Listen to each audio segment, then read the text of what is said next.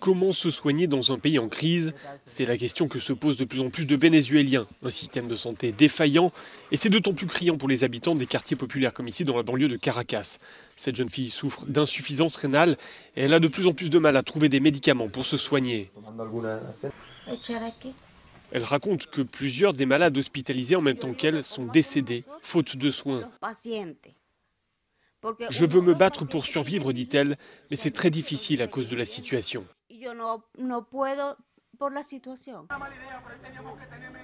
Les spécialistes s'inquiètent d'une hausse de la mortalité, notamment chez les enfants. En cause, la pénurie de médicaments et de vaccins. Plusieurs campagnes de vaccination ont été annulées ces dernières années.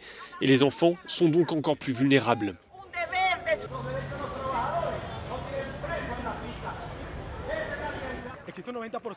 Il manque 90% de matériel médical et de médicaments. Les essais cliniques qui étaient effectués avant ne le sont quasiment plus. Et en plus de la pénurie de médicaments, il y a aussi une pénurie des aliments donnés aux malades dans les hôpitaux.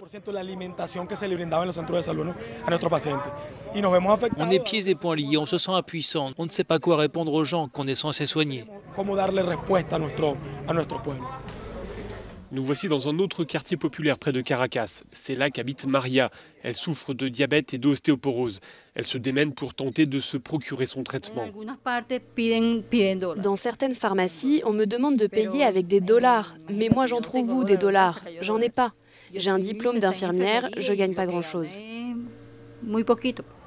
Pour le régime Maduro, cette situation de pénurie est la conséquence des sanctions internationales qui frappent le Venezuela.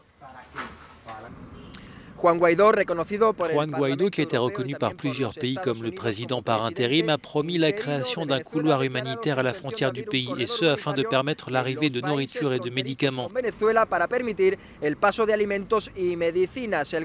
Le gouvernement de Nicolás Maduro dénonce cette perspective, indiquant qu'un tel couloir humanitaire serait la porte ouverte à une intervention étrangère. Héctor Estepa desde Caracas para Euronews.